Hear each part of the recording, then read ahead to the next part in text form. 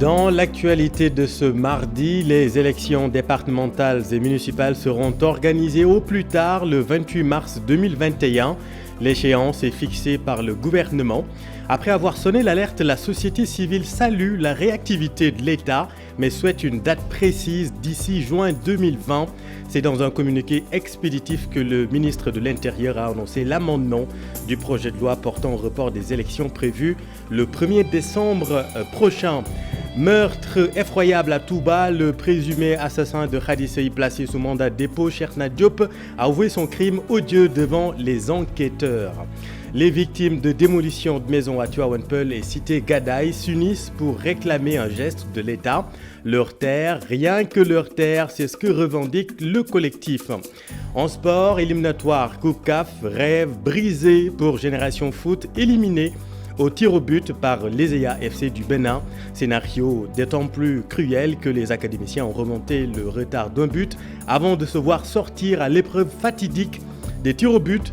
Pas de compétitions africaines pour les Grenades.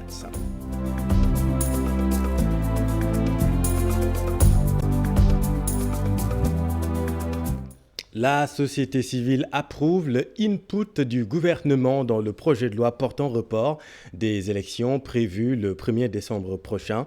Fixer l'échéance, c'est bien, mais donner une date précise, c'est encore mieux, selon les membres de la société civile.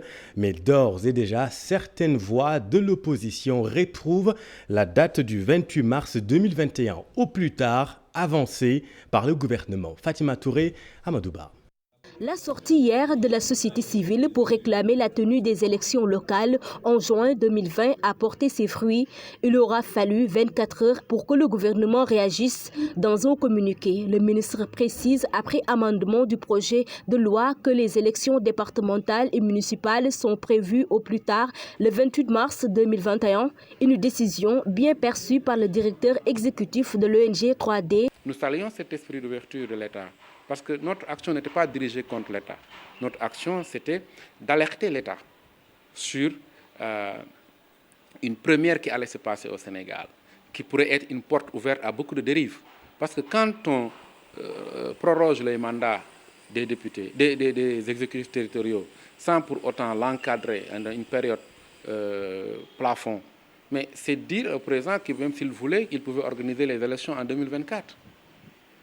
Donc aujourd'hui, il est bien que l'État nous ait entendus. Cet amendement est inopportun selon le député Elhaji Malick Gueye. Le président de la République ne peut pas demander à l'opposition de discuter sur des compromis pour mener à un accord sur la question électorale. Et en même temps, son ministre de l'Intérieur fait un amendement sur le texte pour ramener les élections en 2021. Ça n'a aucun sens. Et moi, je les ai dit que, écoutez, vous êtes en train de poser des actes qui peuvent demain faire quitter le dialogue les partis politiques de la table du dialogue national. Toutefois, tous deux déplorent les lenteurs notées dans le dialogue national. Un dialogue politique, ça, on doit l'encadrer. Nous, en allant au dialogue politique, on avait défini un timing, c'était 29 séances. Aujourd'hui, on est à notre 34e rencontre. On ne comprend pas jusqu'à présent pourquoi le professeur Fam Ibrahima Sagna n'a pas été installé officiellement comme président du dialogue national. Et qu'il y a des questions sur lesquelles en fait, on doit avoir des ordres de décision de sa part. Prévu initialement au mois de décembre 2019, puis reporté en 2021, le député Elhaji Malick Gueye reste dubitatif sur la tenue de ces élections locales quand on sait que les législatives se tiendront en 2022. Merci Fatima. L'Association des maires du Sénégal a plaidé devant le ministre des collectivités territoriales pour que le modèle du projet de gestion des eaux pluviales et l'adaptation au changement climatique soient appliqués dans les zones touchées par les inondations. Selon ces maires, ce projet a contribué à la lutte contre les inondations dans la banlieue de Dakar. Le projet qui prend fin au mois de décembre prochain est piloté par l'Agence de développement municipal qui continue de former les acteurs de la collectivité locale. Voyons tout ça avec Abdourahmane Diallo et Amadou Gueye. Grâce au projet de gestion des eaux pluviales et de l'adaptation au changement climatique, des villes comme Pikine, Guédiawaye et autres vivent moins les problèmes des inondations. D'ailleurs, c'est ce qui a poussé l'Association des maires du Sénégal à plaider devant le ministre des collectivités territoriales que ce genre de projet soit appliqué dans des villes touchées par les inondations. Le ministre Omar Gueye rassure. En tout cas, c'est un très bon modèle. En ce qui me concerne, je constate que c'est un très bon modèle qui peut être dupliqué pour les zones où il reste encore une résilience. Il reste encore des problèmes d'inondation. Si on l'applique, si on prend le modèle projet et on l'applique dans ces zones-là, je suis persuadé que ça peut marcher. Ce projet, financé par la Banque mondiale et le Fonds nordique de développement, est piloté par l'Agence de développement municipal. Nous avions, dans sa formulation, opté pour un projet avec des ouvrages, des infrastructures, mais également avec un volet formation, renforcement de capacité, échange extrêmement important pour capaciter tous les acteurs qui interviennent dans la gestion des collectivités territoriales et dans la gestion des catastrophes. Le projet de gestion des eaux pluviales et de l'adaptation au changement climatique a démarré en 2012. Il sera bouclé en décembre 2019. Ce projet a injecté 60 milliards dans les villes de Pikine, Guédiawaye, Saint-Louis et le pôle urbain de Diamniadio. Merci Abdourahmane. Et pour retenir en bref, le présumé meurtrier de Khady Seye vient d'être placé sous mandat de dépôt par le juge du premier cabinet du tribunal de grande instance de Diourbel. Cherna Diop a avoué son crime odieux devant les enquêteurs de la police. Il passe ainsi sa première nuit en prison. Il sera jugé par la chambre criminelle du tribunal de grande instance de Diourbel. L'actualité judiciaire toujours avec le deuxième jour d'audition dans l'affaire Petro-Tim. Birahim Seck du Forum civil et Abdoul Mbaye ont fait face aux doyens des juges aujourd'hui. Selon l'ancien Premier ministre, il a bel et bien corruption dans l'affaire Petro-Tim, mais il avoue tout de même son scepticisme quant à l'issue de la procédure. Aminata Mbaresso et Gervais Yao. Parmi les témoins déjà entendus par le doyen des juges, Abdoul Mbaye est pour le moment celui qui a passé plus de temps dans le bureau du juge Samba Sall. 3 tours d'horloge pour apporter des éclairages dans le dossier Petro-Tim Aliou Sall. Je suis resté avec le doyen des juges. Bon, ça a duré 2h30 ou un peu plus, mais j'ai l'habitude, puisque comme vous le savez, les opposants dans ce pays ont l'habitude de venir et d'aller au palais de justice. À sa sortie du cabinet du doyen des juges, l'ancien Premier ministre maintient ses propos. Toutes les pièces nécessaires à l'éclatement de la vérité sont sur la table des enquêteurs. S'ils veulent la vérité, ils l'ont. S'ils veulent savoir s'il y a eu oui ou non violation de la loi, ils le savent. Pourquoi il y a eu violation de la loi? C'était pour vendre des permis pétroliers en tant qu'intermédiaire. Qui en a bénéficié, qui a bénéficié des sommes de cette vente, là aussi, ils peuvent le savoir.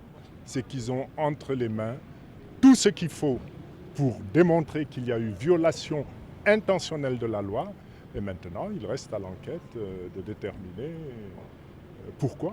Une plainte déjà déposée par le Congrès pour la Renaissance démocratique. Mais Abdoul Mbaye reste dubitatif sur la suite du dossier. Elle suit son cours, mais très sincèrement, je ne change pas d'opinion. Je l'ai exprimé publiquement. Je n'y crois pas beaucoup. Par contre, puisqu'on demande la vérité, j'expose la vérité en prenant toutes les précautions possibles.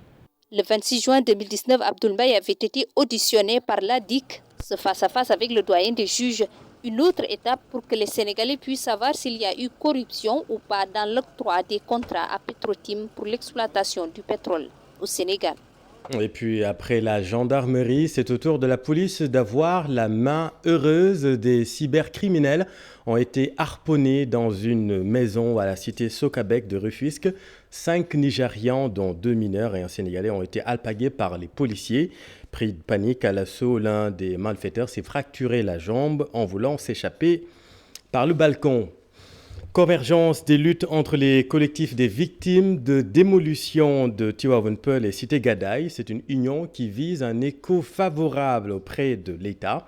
Ces victimes sont soutenues dans leur lutte par l'avocat de toutes les causes en ce moment, le mouvement Frappe France Dégage, compte rendu de leur conférence de presse Aïssatou Gueiba et Pape Sangoune Mbaye. Après la signature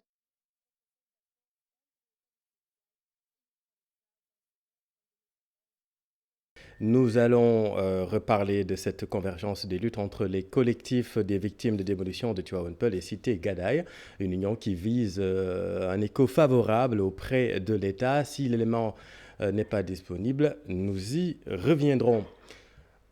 Alors c'est bon, on écoute tout de suite le compte-rendu de Aïssatou Gueiba. Ils sont au nombre de 3, mais tous des collectifs qui s'investissent dans le secteur du foncier, des terres confisquées, des personnes déguerpies, autant de victimes. Dans ce lot, des impactés de Tivaouane Peulh, des HLM maristes et de Gadaye, beaucoup de propriétaires qui s'unissent pour recouvrer leur habitat. Nous disons à l'ensemble de la population sénégalaise, nous disons à l'État du Sénégal, en l'occurrence Monsieur le Président de la République Macky Sall, qu'il n'en est pas question que nous retournons en arrière pour pouvoir laisser ces 20 hectares-là. Cela est inadmissible et nous ne l'accepterons jamais.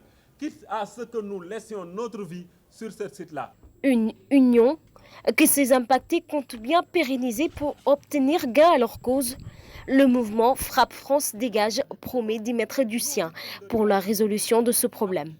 Nous, Frappe, nous lançons un appel à l'édification d'un front, à l'édification d'une fédération de toutes les victimes d'accaparement de terres, de toutes les victimes de démolition, pour qu'ensemble, nous crions pour tous, pour qu'ensemble, nous nous battions pour tous, pour qu'ensemble, nous faisions face à ceux-là qui veulent accaparer nos terres. Une marche regroupant les membres de ces impactés est prévue dans les jours à venir pour faire pression sur les autorités. Nous annonçons l'organisation d'une marche nationale le vendredi 22 novembre prochain, à partir de 15h, une marche entre la place de l'Obélisque et la RTS pour dire non à l'accaparement des terres. Le problème foncier persiste au Sénégal. Des négociations entamées par les autorités, les copropriétaires des HLM maristes laissent un brin d'espoir à ses habitants. Ils espèrent que les promesses tenues seront respectées pour retrouver leur toit. Préavis de grève de 30 jours du G20. Les syndicalistes sont prêts à jeter la craie et croiser les bras si l'État ne respecte pas le protocole d'accord signé en 2014. Selon ces enseignants, l'État leur doit toujours près de 200 milliards. Magatsouari Diallo et Gervais Yao. Après la signature du protocole d'accord entre l'État du Sénégal et les syndicats d'enseignants en 2014, c'est l'heure du bilan.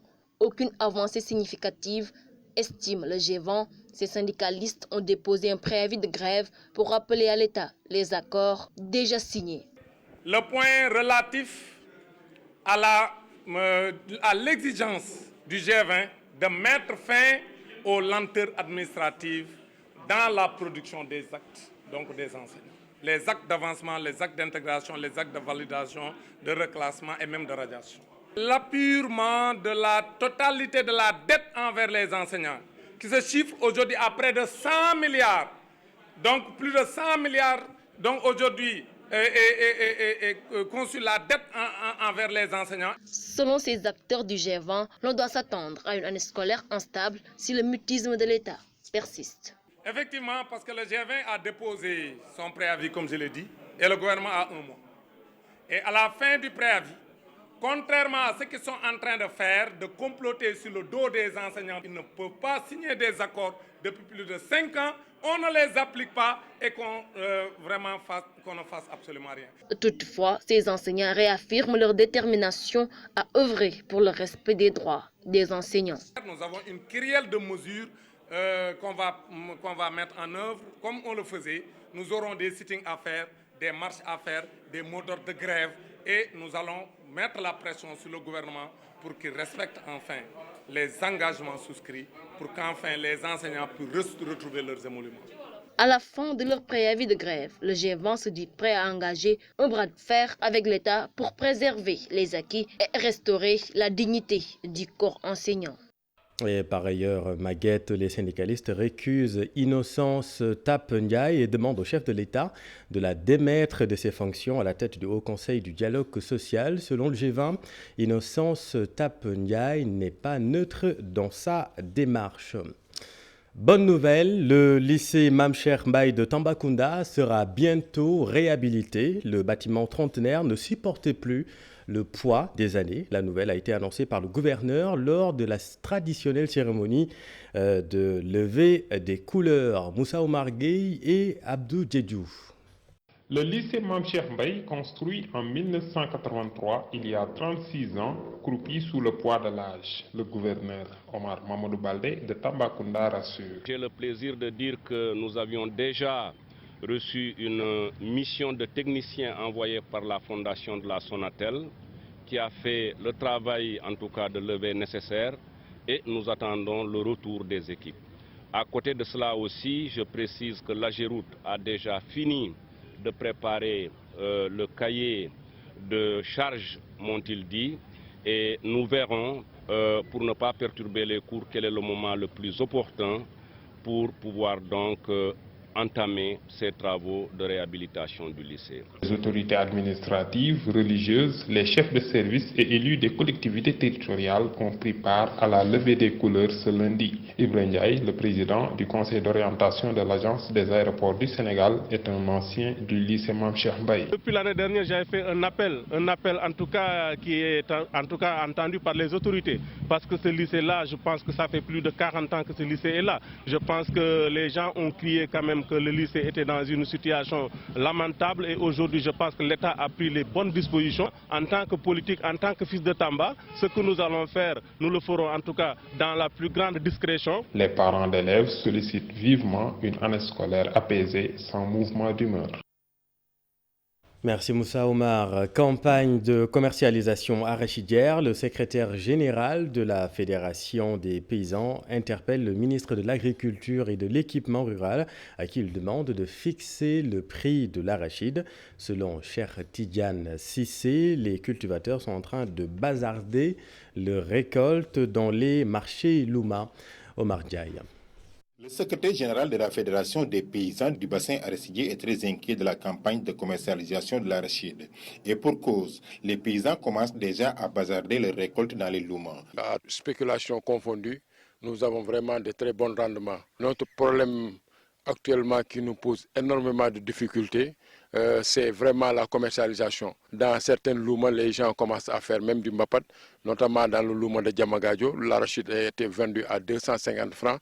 À Missira, que ça a été vendu à 300 francs et à Wakunguna 250 francs. Il demande au ministre de tutelle de convoquer dans les plus brefs délais les acteurs afin de fixer les prix de l'arachide. À l'état où nous sommes, nous n'avons pas encore vu le ministre de tutelle qui auparavant convoquait les acteurs pour ne serait-ce que le comité de suivi. Sincèrement, si les choses perdurent, peut-être l'arachide va aller dans le mbapat et on va vendre ça à des prix qui n'honorent pas les paysans. Nous demandons au ministre tutelle vraiment de faire le mieux et le possible de fixer le prix de l'arachide, mais aussi de mettre les fonds à la disposition des acteurs. Mais nous, ce qui nous étonne, c'est que le ministre, peut-être, c'est un mathématicien. Il est en train de factoriser les choses. Pour le cas-ci, vraiment, nous n'avons vraiment pas eu d'interlocuteur qui est ce ministre-là. Donc nous lui demandons de prendre toute la responsabilité et qui s'y est, si toutefois les choses ne vont pas marcher. Il faut signaler que pour cette campagne de commercialisation, de bons rendements sont attendus dans le bon nombre de localités du Ndoukoumane, sauf au nord de la région à cause du déficit pluviométrique important. Le nouveau ministre de la Pêche à Lundo a lui déjà du pain sur la planche. Les pêcheurs de Saint-Louis souhaitent son intervention suite à l'arraisonnement de plusieurs pirogues guindariennes en Mauritanie. Les pêcheurs demandent à l'État d'intervenir avant que la situation ne s'empire. Suivons Baïdialo, porte-parole des pêcheurs avec notre équipe à Saint-Louis. Madame la ministre précédente avait avancé beaucoup de pas sur les licences malgré que ça a pris du retard. Aujourd'hui, on a vu un changement automatique. Celui-ci nous a fait peur parce que nous sommes tombés dans des problèmes, dans des difficultés d'aller pêcher. Tout le monde, personne n'ignore pas nos relations avec la Mauritanie et que ces licences-là étaient tellement importantes pour la population saint-louisienne. Et qu'aujourd'hui, on est tombé à un nouveau ministre qui va prendre du temps. Nous appelons le président de la République, nous faisons un appel solennel au président de la République pour qu'il puisse prendre nos problèmes en compte. Parce que vraiment, les licences-là, c'est un intérêt pour les Saint-Louisiens, mais c'est un intérêt aussi pour toute la nation sénégalaise. Bon, donc, nous sommes venus pour appeler le président de la République solennellement pour qu'il puisse nous venir en aide pour que ces licences-là puissent démarrer ici à Saint-Louis. Sinon, des catastrophes pouvaient arriver parce que les pêcheurs saint-louisiens ont une spontanéité incalculable et incontrôlable, cause pour laquelle nous sommes là pour demander au président de diligenter le plus rapidement possible sur les licences. Venons-en aux préparatifs du Gamou 2019 et puis allons d'abord à Kaolack. Le président du comité d'organisation des activités et manifestations de la Faïda Baye Mamou Niasse prend le contre-pied de ses frères petits-fils de Baye Niasse qui fustigeaient hier l'absence totale des services de l'État. Selon Baye Mamou Niasse, l'État est bel et bien au rendez-vous à Medina Baye. Écoutons-le. lépp engagement yi nga xam ne nii gouvernement bi jëloon nañ ko wax dëgg yàlla man maa ngi ci terrain bi mais mi ngi dox daal li nga xam ne bu continuer noonu fii ba gàmm gi. Je tiens à préciser que je suis sur le terrain et le constat est que tous les engagements pris par l'État à travers ses services sont en train d'être pris en charge à un rythme satisfaisant. J'ose estimer que si ça continue comme ça jusqu'à la fin de l'événement, il n'y aura aucun problème. Je me suis rapproché de toutes les commissions et on me renseigne que les engagements sont en train d'être respectés. Maintenant, s'il y a plusieurs organisations pour une seule activité, ça pose problème. Mais de toute façon, je parle en tant que président du comité d'organisation officiellement reconnu par le Khalife. Si d'autres parlent, cela ne m'engage pas du tout. moom la Khalifa bi reconnaître officiellement muy jëflante gouvernement bi man ci làmmiñ boobu ci laay wax. su fekkee keneen wax na nag wala ñeneen wax na wax dëgg yàlla man loolu engagé wu ma man en tant que président COMAF engagé wu ma en tant que ku bokk ci kër gi engagé wu tamit ki nga xam ne mooy Khalifa Medina Baye muy Mawlaaya wa Seydi Cheikh Ahmad Tidiane Ibrahima Niass loolu moom mën naa koo wax. Et comme pour enfoncer le clou, le ministre du Commerce rassure, le marché sera bien approvisionné. La Sénélec garantit une bonne électrification de la zone. Toutes les dispositions seront prises par les autorités pour un bon gamou à Kaolack. Ibrahima Diamé, Faligaye. Pas d'inquiétude sur l'approvisionnement du marché à quelques jours du Gamou. Le ministre du Commerce, Aminata Assom Diatta, qui a visité quelques magasins de stockage au niveau du marché central de Kaolack, en a fait les assurances à son arrivée au domicile du Khalife général de Medina Baye. Nous avons donc jugé utile de venir nous assurer que l'approvisionnement du marché est correct. En arrivant ce matin, nous avons pu visiter le marché et nous avons constaté que les stocks étaient suffisants et que donc il n'y a pas d'inquiétude à avoir quant à la disponibilité des produits nécessaires au Gamou. Pendant ce temps, le directeur général de la Sénélec, Pape Demba Bitèye, lui aussi faisait le tour des foyers religieux pour dire tout le dispositif engagé par la Sénélec en vue d'une bonne fourniture d'électricité durant cet événement. Aujourd'hui, toutes les dispositions matérielles, logistiques ont été prises et sont déjà fonctionnelles avant une semaine même avant le Gamou.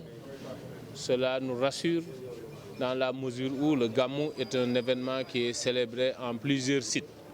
Et donc, nous devons redoubler de vigilance, redoubler de détermination, surtout pour faire face à tout ce qui peut être contingence pouvant altérer la qualité de service que Sénélec doit à ses abonnés.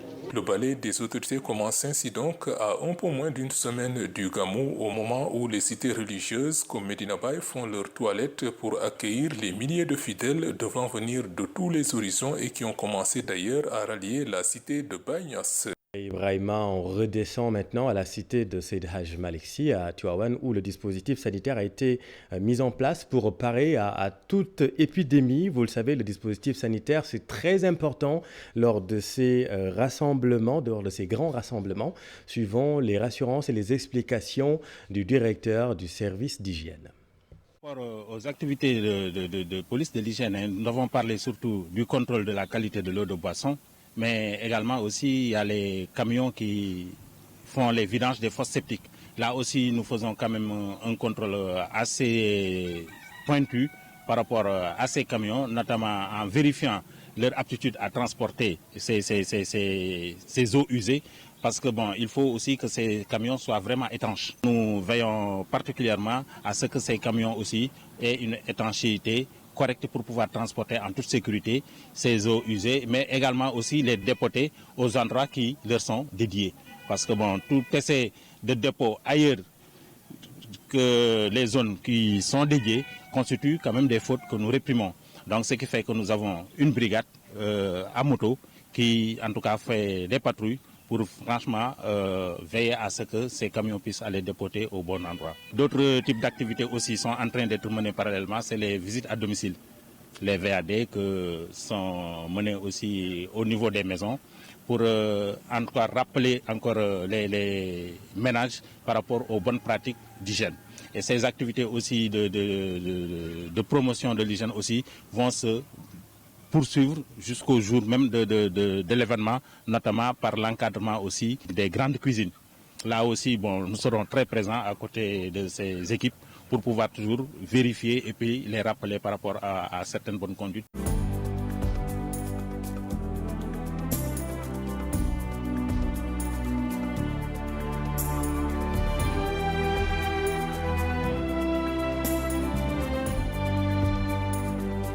L'actualité sportive, dernier tour des préliminaires de la Coupe CAF, c'est fini pour Génération Foot éliminé, pourtant vainqueur de Ezeiza FC du Bénin, 1-0 à la fin du temps réglementaire. Les Grenats s'inclinent finalement à la séance de tir au but 4-3. L'aventure africaine s'arrête encore pour l'académie de Denis Biramdao. Et puis football toujours, Coupe du Monde U17 Brésil 2019. Veille de match, le Sénégal défie l'Espagne en huitième de finale ce mercredi à 19h30. Une rencontre dont le statut de favori revient aux Espagnols au vu de leurs expériences et palmarès de la Roja. Cher Sadi Boudjara. Un gros morceau pour le Sénégal en huitième de finale du Mondial U17. L'Espagne, finaliste de la dernière édition, est première du groupe E. Des Espagnols auteurs de victoire face à Tadjikistan, 5-1, Cameroun 2-0 et un nul blanc contre l'Argentine. Comme les Lionceaux, ils ont inscrit 7 buts, mais seulement un but encaissé au premier tour. Réputé pour son jeu collectif tourné vers l'attaque, l'Espagne dispose également d'individualités de grands talents comme Robert Navarro Munoz et Elias Moriba Kourouma. Ce qui ne va pas tolérer aucun saut de concentration de la part des protégés de Malik Daf, qui n'ont pu garder leur case inviolée durant leurs 3 premiers matchs. Un défi immense pour la sélection cadette du Sénégal, qui part avec le statut d'outsider ce mercredi à 19h30. Elle est novice dans cette compétition, alors que l'Espagne détient 4 médailles d'argent du Mondial U17 en 9 participations avant l'édition de 2019 au Brésil. Et on croise les doigts pour demain. Football toujours. Les lauréats des trophées de l'ANPS, plutôt 2019, sont révélés. Manick Ndiaye, le judoka, est désigné meilleur sportif, alors que Sadio Mané, sans surprise, est encore le ballon d'or sénégalais. Modulo, nouveau roi des arènes, est élu meilleur lutteur avec frappe cette saison. Plus de détails avec Pape Farning. Sous les nouvelles appellations des trophées de l'Association nationale de la presse sportive ANPS, les heureux élus de l'année 2019 sont connus. Le trophée du meilleur sportif dénommé maintenant Amadou Diaba est pour le judoka Manick Ndiaye. Il est le champion d'Afrique de la catégorie des plus de 100 kg. Le trophée Jules-François Bocandé, qui remplace le ballon d'or sénégalais, revient pour la 6e fois d'affilée à Sadio Mané. L'international sénégalais de Liverpool est auteur d'une saison exceptionnelle avec le titre de meilleur buteur de la Premier League, le trophée de la Ligue des champions européenne et la médaille d'argent de la CAN en Égypte, entre autres. En lutte, Modulo de l'écurie Rock Energy s'adjuge le trophée Abdourahmane Ndiaye Falang, qui récompense le meilleur lutteur en frappe. Il a détrôné cette saison Eumeu Sène pour devenir le nouveau roi des arènes. Général de Malika est de son côté le meilleur lutteur sans frappe. Il a eu à battre au cours de la saison le phénomène de la discipline Reug. Le meilleur footballeur local est celui à Barthélémy Diouf, ex-pensionnaire de Génération Foot, championne du Sénégal. L'attaquant avait terminé deuxième meilleur buteur de la Ligue 1 avec 11 buts. La cérémonie de la remise des prix est prévue le 8 décembre prochain.